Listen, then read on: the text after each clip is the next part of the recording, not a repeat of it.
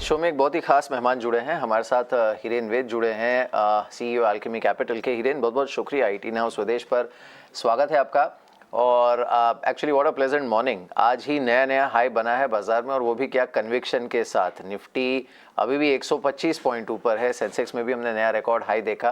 अच्छी चीज़ ये है कि if you look at domestic factors तो एक तो बाजार कुछ हद तक डीकपल्ड है ग्लोबल क्यूज से, और दूसरा जो ये अनलॉकिंग का थीम है वो बड़ा स्ट्रांगली प्ले हो रहा है थैंक्स टू वैक्सीनेशन। तो आपका नज़रिया इस समय बाजार पर क्या है? ओवर हीटेड या फिर ओवर बॉट शब्द का इस्तेमाल करना थोड़ा जल्दबाजी होगा अभी? नहीं, देखिए, मेरे हिसाब से मार्केट कतई ओवरहीटेड नहीं है। मार्केट ये बतला रही है, ये जो स्ट्रेंथ है मार्केट की, ये बतला रही है कि आगे जाके कंपनियों का जो मुनाफा है वो काफी स्ट्रांग रहने वाला है। एक नया साइकिल शुरू हो रहा है हिंदुस्तान में, जहां पे जो पिछले 10 सालों से जो अर्निंग्स ग्रोथ नहीं आई, वो मुझे लग रहा है कि कोविड के बाद के 5, 7, 10 साल ये सिचुएशन कंप्लीटली रिवर्स होगा। और यहाँ पे जो कंपनीज की अर्निंग्स है वो काफी बढ़ने वाली है। और जो ब्रेथ है मार्केट का, मतलब अगर आप 2018 या 19 में देखें तो केवल 10-15 ब्लू चिप कंपनीज के शेयर के भाव बढ़ते थे, और जो ब्रॉड मार्केट थी वो स्ट्रगल कर रही थी। लेकिन अब मुझे लग रहा है कि काफी सारे सेक्टर्स और कंपनियां, छोटी बड़ी लार्ज कैप, ये सब साथ देंगे। और मार्केट की स्ट्रेंथ की एक ये वजह है कि जो ब्रेथ है वो इम्प्रूव हो रहा है मार्केट का, और जो कंपनियों के अर्निंग है वो मुझे लगता है कि 28 से 30% compounded return growth, earnings growth आ सकती है अगले 3 साल में। और ये मेरे हिसाब से मार्केट डिस्काउंट कर रहा है, इसलिए ये स्ट्रेंथ दिख रहा है मार्केट में। हिरेन, जो आपने कहा, और ये अर्निंग्स में रिबाउंड जो है, ये जाहिर सी बात है एक बहुत स्ट्रॉन्ग ट्रिगर है मार्केट के लिए। इसमें आपको इस समय सबसे बेहतरीन गुंजाइश कहाँ पर लग रही है? कौन से सेक्टर्स हो सकते हैं या फिर थीम हो सकते हैं जहाँ पर हम सबसे पहले प्रोबेबली प्री कोविड लेवल्स का ग्रोथ लौटता देखेंगे? तो हुआ ये है कि अगर आप देखें तो टेक्नोलॉजी सेक्टर की अर्निंग्स है वो ऑलरेडी प्री कोविड को पार कर चुकी है। सिलेक्टिव एक्सपोर्ट ओरिएंटेड सेक्टर्स हैं, स्पेशलिटी केमिकल्स, वो भी प्री कोविड से कहीं आगे बढ़ चुकी है अर्निंग्स। लेकिन अभी भी काफी सारे बड़े सेक्टर हैं जहां पे अभी नॉर्मलाइजेशन होना बाकी है, जैसे कि बैंक के अर्निंग्स हैं, क्योंकि कोविड के समय पे उन्होंने काफी बड़ा प्रोविजन लिया था। और अब जैसे जैसे हम कोविड के प्रभाव से बाहर निकल रहे हैं, उस प्रोविजन की शायद आगे जाके उतनी जरूरत नहीं होगी, और वहां पे अर्निंग्स का रिबाउंड हो सकता है। मेटल सेक्टर जो है वो बहुत बड़ा कंट्रीब्यूटर है for earnings. Oil, gas, petrochemicals, commodities, ये जो पूरा सेक्टर, इसमें जो कंपनियां हैं सेक्टर में, वो भी आगे जाके उनका मुनाफा काफी ज्यादा होगा इन निफ्टी अर्निंग्स, और ये उनके स्टॉक प्राइस भी दिखा रहे हैं। लेकिन अभी भी काफी सारे ऐसे सेक्टर हैं, जैसे कैपिटल गुड्स है, जैसे मैन्युफैक्चरिंग है, जैसे ऑटोमोबाइल है, ये सब जो पिछले कई सालों से जिनका मुनाफा नहीं बढ़ रहा था, वो आगे जाके कंट्रीब्यूट करेंगे अर्निंग्स ग्रोथ को। और जो ऑलरेडी जो स्ट्रक्चरल ग्रोथ में है जो सेक्टर, जैसे मैंने बताया टेक्नोलॉजी या स्पेशलिटी केमिकल या एपीआई मैन्युफैक्चर या जो एक्सपोर्टर्स हैं, मेटल्स हैं, ये कंटिन्यू रहेंगे। तो मुझे लग रहा है कि आगे जाके जो पिछले 10 साल जो सेक्टर हैं, जो जो नहीं पार्टिसिपेट किए बोथ प्रॉफिट में और मार्केट कैप ग्रोथ में, वो अगले 5, 7, 10 साल वो लीड करेंगे। हिरेन, आपने काफ़ी अच्छी बात बोली मैन्युफैक्चरिंग को लेके, और इनफैक्ट हम जब मैनेजमेंट से बात कर रहे हैं, चाहे वो ऑटोमोबाइल के हों, कैपिटल गुड्स, बहुत सारे मैन्युफैक्चरर्स हमें इसी तरह का फीडबैक दे रहे हैं कि सडनली डिमांड काफ़ी बॉइंट हो गई है, एक्सपोर्ट डिमांड भी और डोमेस्टिक डिमांड भी। थोड़ा और हमें थोड़ा डिटेल या स्पेसिफिक में बताएं हिरेन, आप क्या रिसर्च कर रहे हैं कैपिटल गुड्स में, क्योंकि वो इतना वाइड वास्ट सेक्टर है। वहाँ पे एग्री इनपुट मशीनरी वाली कंपनीज भी हैं, टेक्सटाइल केमिकल्स के इनपुट्स वाली कंपनीज भी हैं, कुछ कैपिटल गुड्स क्लियरली सिर्फ इंफ्रा का साथ में। आप किस तरह, आपके रिसर्च डेस्क पे किस तरह के नोट्स हैं और आप क्या कॉन कॉल्स अटेंड कर रहे हैं?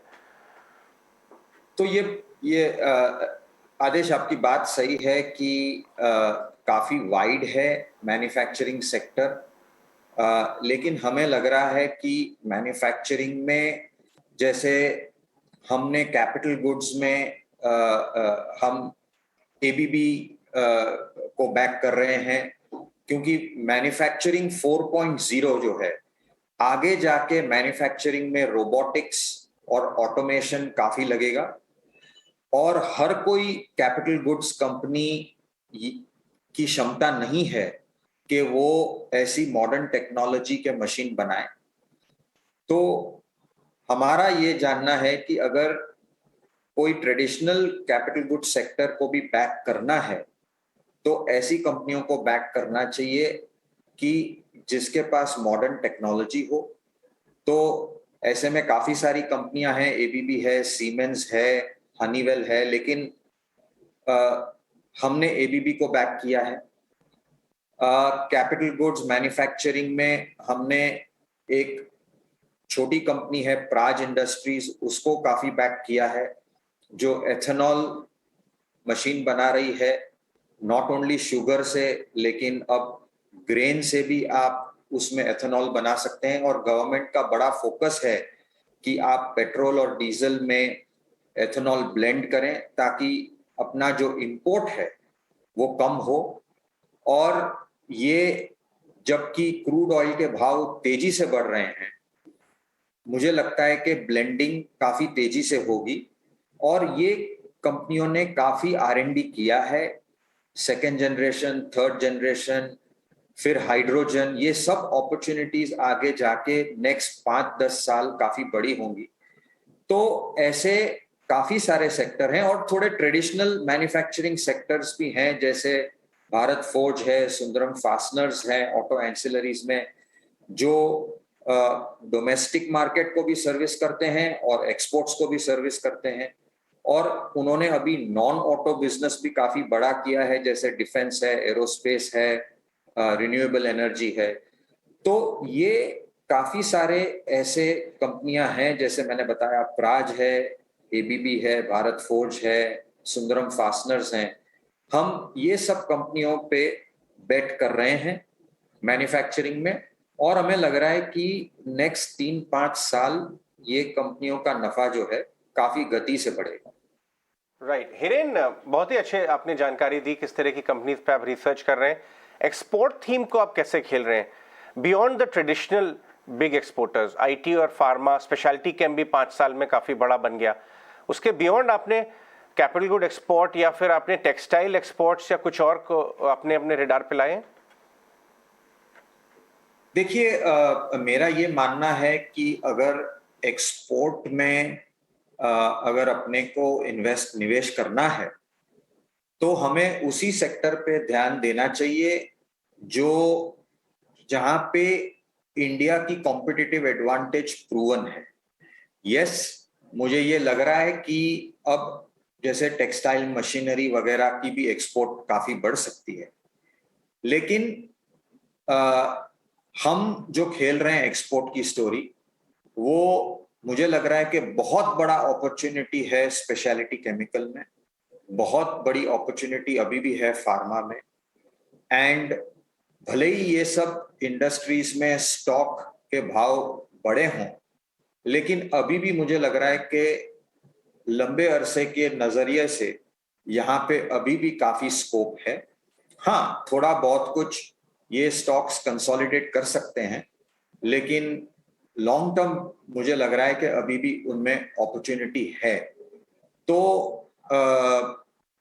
एक्सपोर्ट्स, टेक्सटाइल हो, टेक्सटाइल मशीनरी हो, स्पेशलिटी केमिकल हो, फार्मा हो, या ऑटो कंपोनेंट्स हो, मुझे लग रहा है कि ये सारे एक्सपोर्ट के सेक्टर जो हैं, जहां पे ट्रेडिशनली इंडिया ने अपनी कॉम्पिटिटिव स्ट्रेंथ दिखाई है, उसको बैक करना बहुत ही महत्वपूर्ण है। ठीक है, ऑलराइट। हिरेन, जिस तरह से ईवी इकोसिस्टम पर अब अच्छी खासी डेवलपमेंट हो रही है, आपको क्या लग रहा है कि इंडिया से यहाँ कहाँ ग्रोथ स्टोरी मिल सकती है? टाटा पैक तो ऑफ कोर्स हमें पता है फोकस में है, लेकिन हमें सारे इस इकोसिस्टम को बनाने के लिए चार्जिंग स्टेशन हो, इंफ्रास्ट्रक्चर हो, यहाँ अच्छी खासी रेवोल्यूशनरी डेवलपमेंट्स देखने को मिलेंगी। इस सेक्टर में, इस स्पेस पर आप कहाँ कहाँ नजर बनाएंगे? तो देखिए, ये अभी ईवी इकोसिस्टम बहुत ही नेसेंट स्टेज में है, लेकिन यहाँ पे ग्रोथ काफी बड़ी हो सकती है।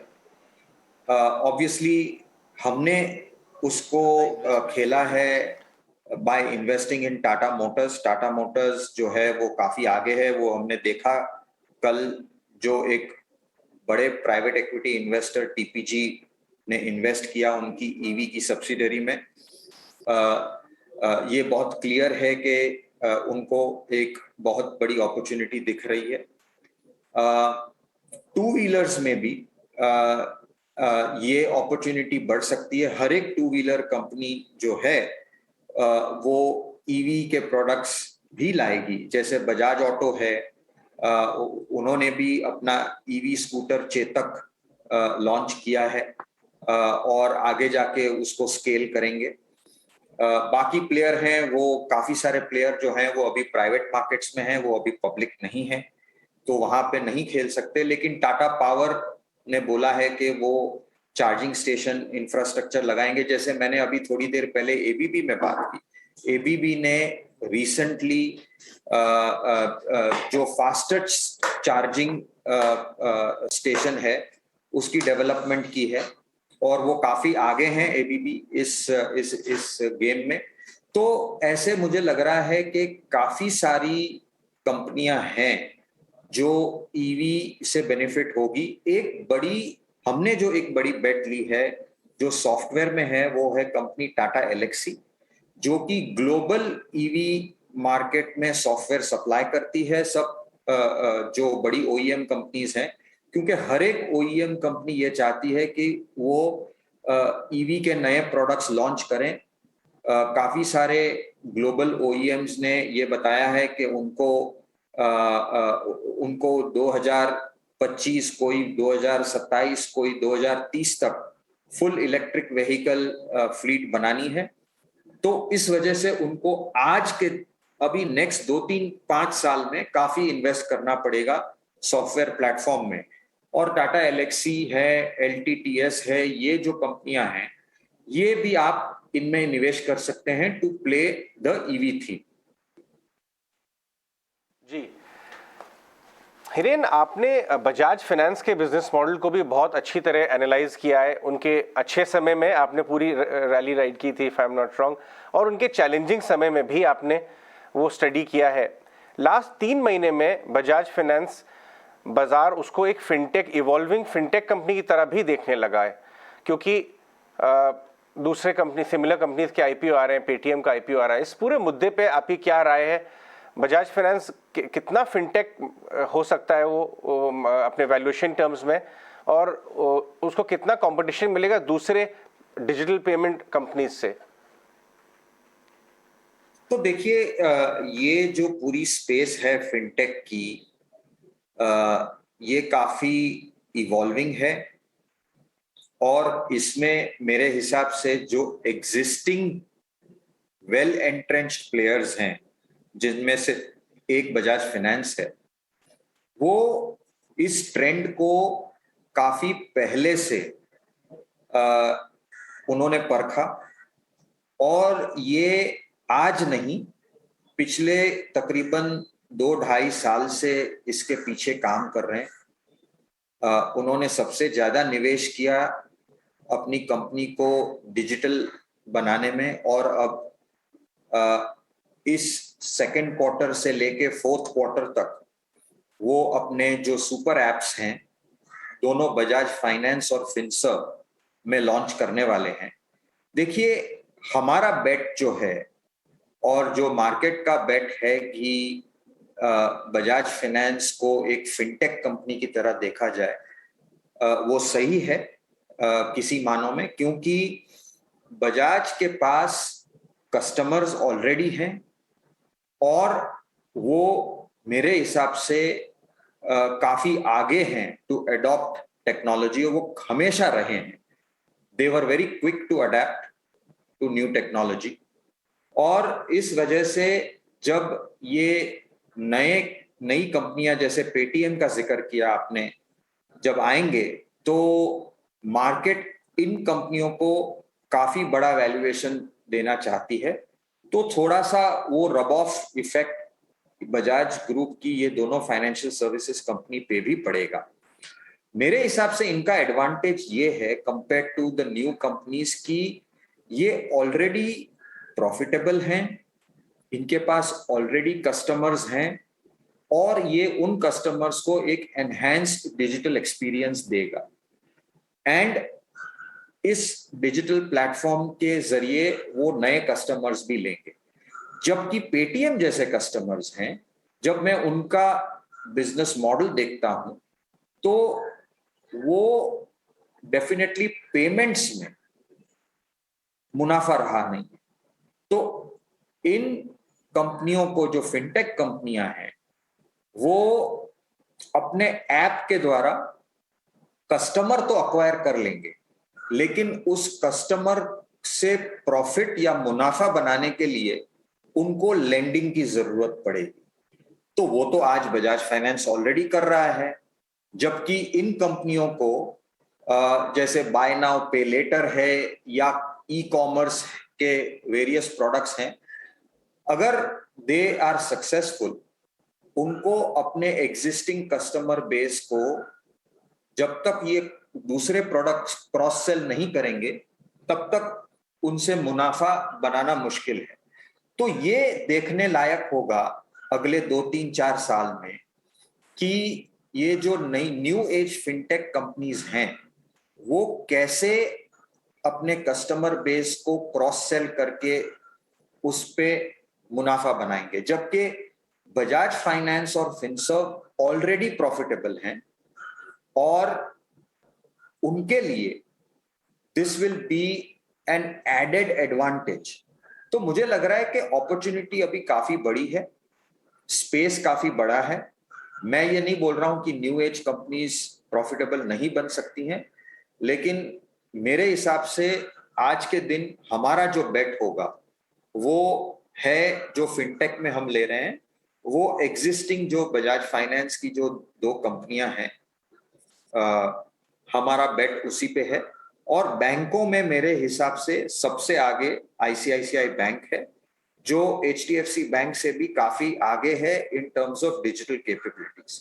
तो फाइनेंशियल सर्विसेज में हमने एक बहुत ही क्लियर व्यू लिया है कि हमें ना सिर्फ अच्छी स्ट्रॉन्ग बैलेंस शीट, अच्छा फ्रेंचाइज, अच्छी लायबिलिटी फ्रेंचाइज वाली कंपनी में इन्वेस्ट करना है, लेकिन हमें आगे जाके ऐसी कंपनियों में इन्वेस्ट करना है जो डिजिटली सैवी हो, और उसमें मेरे हिसाब से बजाज फाइनेंस, फिनसर्व और आईसीआईसीआई बैंक काफी आगे हैं बाकी सब लोगों से। जी, अब हिरेन, आपने ये बड़ी अच्छी बात कही कि जो न्यू एज बिजनेसेस हैं उसमें हमें थोड़ा सोच समझ कर रणनीति अपनानी चाहिए। अब जो कुछ ट्रेडिशनल हैवी वेट्स हैं भारत के, वो काफ़ी अग्रेसिवली परस्यू कर रहे हैं न्यू एज बिजनेसेस को, नई टेक्नोलॉजीज़ को, 5G, मैं बात कर रहा हूँ रिलायंस या फिर टाटा मोटर्स, इस तरह की कंपनीज़ की, क्योंकि ये इतना अग्रेसिवली अपने आप को ट्रांसफॉर्म करने की कोशिश कर रही हैं। ग्रीन एनर्जी और एक स्पेस है जिसमें काफ़ी फोकस बड़े बड़े कंग्लोमरेट्स का बना हुआ है। इनके जो स्टॉक्स हैं इसमें आगे और री रेटिंग की संभावना है ये जो एक ऑर्बिट शिफ्टिंग एक्सरसाइज ये कंपनीज कर रही हैं उससे, चाहे वो रिलायंस हो, अदानी ग्रुप के स्टॉक्स हो, टाटास के स्टॉक्स हो? नहीं, देखिए ये जो ग्रीन एनर्जी है या ईवी रेवोल्यूशन है या डिजिटल रेवोल्यूशन है, ये हर एक जो एग्जिस्टिंग बिजनेसेस, ट्रेडिशनल बिजनेसेस जो हैं, उन्हें अडेप्ट करना ही पड़ेगा। जो फास्ट अडेप्ट करेंगे, तो अगर आपने देखा होगा कि अब हिंदुस्तान में वेल्थ क्रिएशन जो होगा वो 2 लेवल पे होगा। एक तो ये हो रहा है कि नए एंटरप्रेन्योर आ रहे हैं, नई कंपनियां लेके, जो प्राइवेट इक्विटी या वेंचर कैपिटल फंडेड हैं और अब वो आ रहे हैं आईपीओ मार्केट में। ये कोई ट्रेडिशनल बिजनेसमैन नहीं थे, ट्रेडिशनल बिजनेस ग्रुप नहीं थे, ये नया फ्रेश ब्लड आ रहा है, उनको आज मार्केट कैपिटल देने के लिए तैयार है, तो एक इवन प्लेटफॉर्म है और they are giving a good competition to the existing players also. अब एग्जिस्टिंग प्लेयर में ऐसा है कि अगर आप देखें ट्रेडिशनली, तो जो बड़े ग्रुप हैं वो हमेशा जो नई अपॉर्चुनिटी है वो एग्जिस्टिंग कंपनियों में सीड करते हैं। जैसे आप रिलायंस देखो, तो वो शुरू किया टेक्सटाइल्स, फिर रिफाइनिंग पेट्रोकेमिकल में गया, फिर टेलीकॉम में गया, फिर न्यू एज जियो बिजनेस में गया, अब वो ग्रीन एनर्जी में आ रहा है। तो रिटेल किया उन्होंने, तो काफी सारी जो नई अपॉर्चुनिटीज थी वो ट्रेडिशनल इंडियन बिजनेस जनरली एक कॉन्ग्लोमरेट स्ट्रक्चर में करते हैं और फिर आगे जाके इन कंपनियों में एक ये स्प्लिट कर सकते हैं बिजनेस को और शेयर होल्डर्स को फिर वो सेपरेट कंपनी की डायरेक्ट ओनरशिप दे सकते हैं या तो फिर मेन कंपनी के थ्रू ओनरशिप हो सकती है। जैसे फॉर एग्जांपल टाटा मोटर्स ने किया, उन्होंने अपना सारा ईवी का जो प्ले है वो एक सब्सिडरी में डाला और किसी एक्सटर्नल इन्वेस्टर में से एक वैल्यूएशन अनलॉक किया, तो उसका बेनिफिट एग्जिस्टिंग टाटा मोटर्स के इन्वेस्टर को मिला। अब क्या पता थोड़े साल बाद ये कंपनी वो डीमर्ज करके टाटा मोटर्स को 2 शेयर मिल सकते हैं, टाटा मोटर्स मेन कंपनी और फिर ये ईवी कंपनी का भी शेयर मिल सकता है। तो ऐसे मुझे लगता है कि आगे जाके काफी होगा। जो ट्रेडिशनल बिजनेसेस हैं वो नए बिजनेसेस को सीड करेंगे, उसको उसमें वैल्यू अनलॉक करेंगे और फिर उन बिजनेसेस को सेपरेटली लिस्ट भी कर सकते हैं या सेपरेटली डीमर्ज करके शेयर होल्डर्स को उसका बेनिफिट भी दे सकते हैं। तो ये अपॉर्चुनिटी जो है वो ड्यूअल है, तो नए एंटरप्रेन्योर्स भी आएंगे और ट्रेडिशनल बिजनेसेस भी वैल्यू क्रिएट करेंगे। जी हाँ, और हिरेन, आपने बाजार में इतने टाइम से ये साइकिल्स प्ले आउट होते देखे, इस तरह की एक्टिविटीज़ अच्छे क्वालिटी मैनेजमेंट अडॉप्ट करते भी हैं। आप न्यू एज बिजनेसेस जो लिस्ट हो रहे हैं, जैसे कार ट्रेड हुआ या फिर आपका जोमेटो हुआ और बहुत सारे लाइनअप हैं, उनमें से कौन से बिजनेसेस को आप स्टडी कर रहे हैं या you would like to participate? Nykaa, policy Bazaar, वो सब, या फिर आपने एग्जिस्टिंग जो 2-3 लिस्ट हुए हैं उसमें कुछ पार्टिसिपेट किया है? देखिए, ये जो नए न्यू एज बिजनेसेस जो लिस्ट हो रहे हैं, इसमें काफी सारे एंटरप्रेन्योर ने बहुत ही अच्छा बिजनेस डेवलप किया है।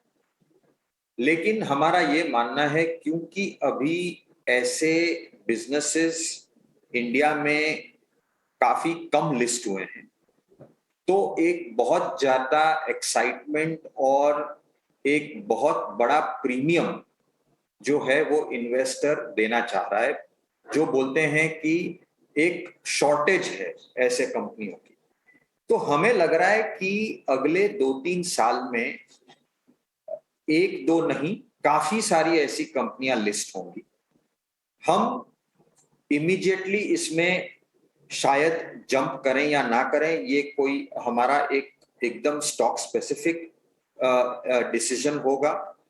हमें डेफिनेटली इन बिजनेसेस को बैक करना है क्योंकि अगले जो वेल्थ क्रिएटर हैं बड़े, वो काफी सारे इस यूनिवर्स से निकलेंगे, लेकिन हमें उनको सही वैल्यूएशन पे इन्वेस्ट करना ये बहुत इंपॉर्टेंट है, ना कि बिकॉज ये लिस्ट हुए हैं उनको तुरंत खरीद लो।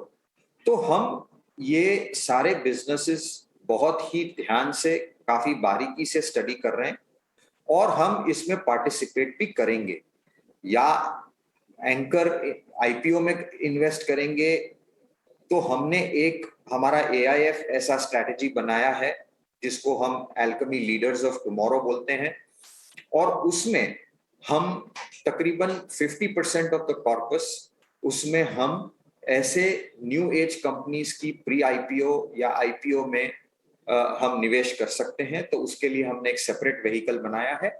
जो हमारा नॉर्मल PMS है उसमें हम ये सब इवैल्यूएट कर रहे हैं। हमें ऐसा लग रहा है कि अगले 2-3-4 साल में कभी ना कभी इस मार्केट साइकिल में ये सारी कंपनियां काफी अच्छे वैल्यूएशन पे मिलेंगी और तब हम उसका एडवांटेज लेंगे।